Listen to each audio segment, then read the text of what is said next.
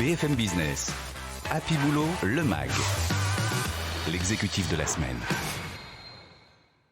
Impossible de démarrer cette émission sans parler de la réforme des retraites. Mais nous allons le faire quasiment sous un angle philosophique avec mon invité Thierry Legrand. Bonjour Thierry. Bonjour. Philosophique parce que vous êtes auteur d'un livre qui s'appelle Réformer les retraites, une crispation française aux éditions de l'Harmattan. Et aussi très pragmatique parce que vous êtes DRH de l'industrie du câble. Alors votre livre n'est pas tout récent, il a une grosse année, si je dis pas de bêtises. Quelques mois. Bref, il n'est pas de 2023, mais donc je voudrais vous demander de définir ce qui est spécifique dans la crispation française que vous décrivez dans votre livre en 2023 par rapport à quand vous l'avez écrit et par rapport aux années auxquelles vous faites référence dans cet ouvrage. Alors, c'est un fait qu'il y a une crispation française très nette sur la question des retraites. Les Français considèrent le droit à la retraite comme un de leurs acquis sociaux les plus importants, probablement en particulier pour des raisons historiques. Le droit à la retraite en France est un droit qui est relativement ancien, mais qui s'est construit de façon très progressive. Le premier régime organisé, structuré de retraite en France remonte à 1673, sous le règne de Louis XIV. Il a été créé à l'initiative de Colbert. C'était un régime spécial, donc dédié à une profession particulière, qui était le personnel de la marine royale, et c'était un régime par capitalisation, c'est-à-dire que ce personnel économisait, il y avait un prélèvement sur les soldes de ce personnel pour constituer pour chacun une rente dont ils pouvaient bénéficier quand ils quittaient leur poste et quand ils arrêtaient de travailler. Mais il a fallu attendre pour avoir un vrai régime général de retraite pour l'ensemble des salariés français. Il a fallu attendre 1945 et la création de la sécurité sociale.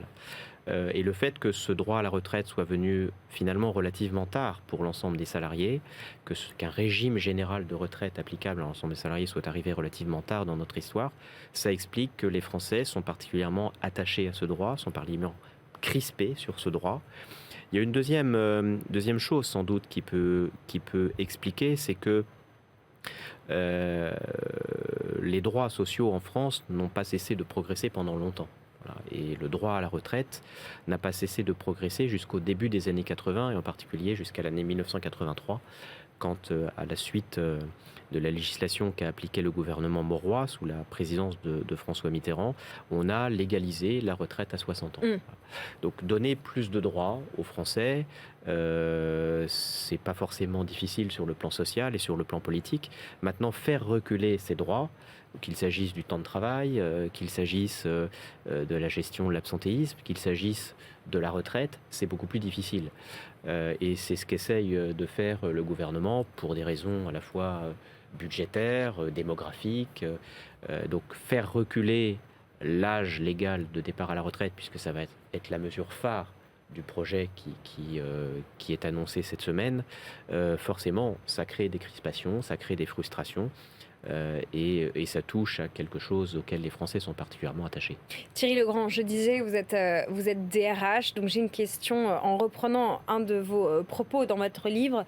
Vous écrivez « Exiger toujours plus d'années de travail n'est pas compatible avec les pratiques des entreprises qui précipitent le départ des salariés seniors ». Est-ce que c'est ça la réalité dans les entreprises ? On précipite le départ des salariés seniors ? Au début des années 60, la France commence à vivre. On est encore dans la période des Trente Glorieuses, mais la France commence à vivre les premières grandes restructurations industrielles. Et l'idée qu'a le gouvernement de Georges Pompidou, précisément en 1963, c'est de se dire on va aider les entreprises à se restructurer, on va aider en particulier nos grands groupes à se restructurer en facilitant les départs des salariés âgés, avec en arrière-pensée, en facilitant le départ des salariés âgés, on va faire de la place aux jeunes. Bon, c'est un calcul que les responsables politiques français ont eu pendant longtemps, jusqu'au début des années 80, là encore. Et c'est un calcul qui s'est avéré perdu parce que on a permis à nos entreprises de prendre l'habitude d'écourter les carrières de leurs salariés. On dit qu'un salarié sur deux qui part à la retraite est déjà inactif. Oui, tout à fait. Un salarié sur deux qui termine sa carrière en n'étant plus en poste aujourd'hui et en ne bénéficiant plus que des allocations chômage ou des minima sociaux parfois. Donc c'est une vraie tragédie, une vraie tragédie sociale.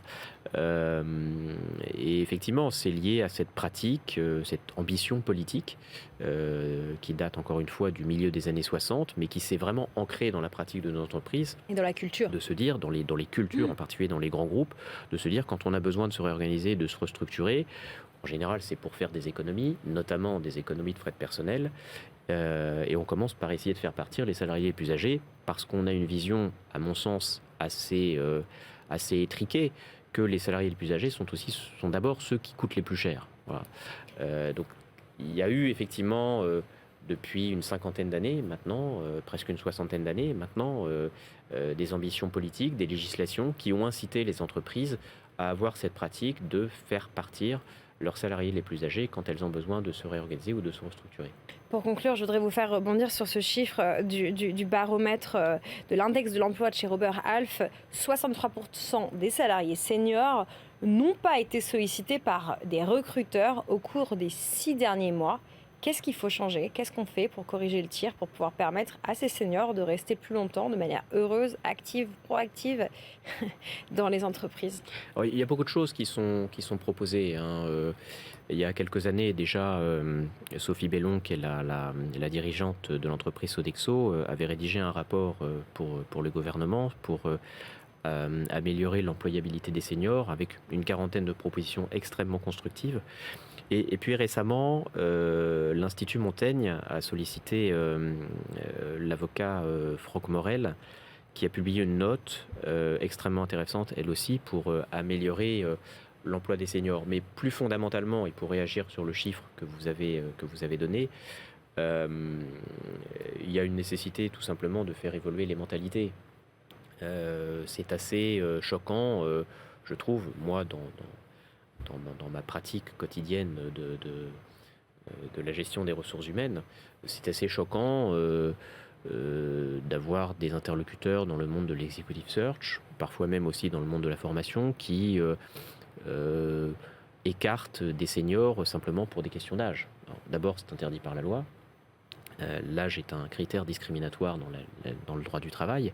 Et puis, c'est oublier que les seniors sont des personnes forcément les plus expérimentées, les plus aguerries, aussi bien sur le plan technique que sur le plan du savoir-être et des soft skills. Donc il y a plus fondamentalement une nécessité de changer les mentalités, sans quoi l'obligation de travailler plus longtemps risque d'aboutir à de vrais traumatismes sociaux. Pour finir, Thierry, je cite un autre verbatim de votre livre. Dans un monde du travail pressurisé et déshumanisé, la retraite est un Graal, une récompense après une carrière épuisante. Voilà, je vous renvoie au livre de Thierry, Réformer les retraites, une crispation française. On a envie de rajouter un point d'interrogation maintenant et on espère que peut-être les prochains mois vont donner tort à votre titre, en tout cas l'inscrire dans le passé. Merci beaucoup Thierry Legrand, DRH dans l'industrie du câble et auteur, d'avoir été avec nous.